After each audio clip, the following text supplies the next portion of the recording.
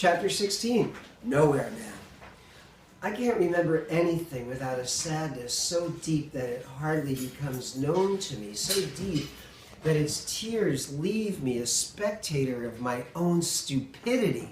And so I go on rambling on and on with a hey, nonny, nonny, no. John Lennon in a letter to Stuart Sutcliffe, summer 1961.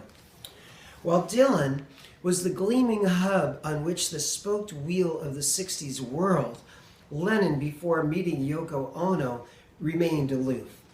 Ensconced in his Kenwood home, a mock Tudor mansion in the sedate stockbroker suburb of Weybridge, along with his wife Cynthia and young son Julian, John was unhappily married and a reluctant father, fat and depressed and crying out for help, he said.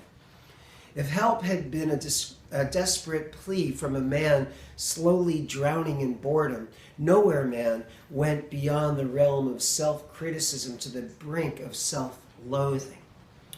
That was John after a night out with the dawn coming up, Paul McCartney told Playboy magazine in December 1984. I think at that point in his life he was a bit wondering where he was going. As with I'm a Loser, the leader of the world's most popular band, who most people assumed was at the top of his game at the time, was, quote, not what he appeared to be. Frustrated and disappointed with himself following a fruitless 5-hour songwriting session, Lennon, feeling like a nowhere man, composed a tune about a guy who seemed to be aimlessly drifting on a rudderless ship.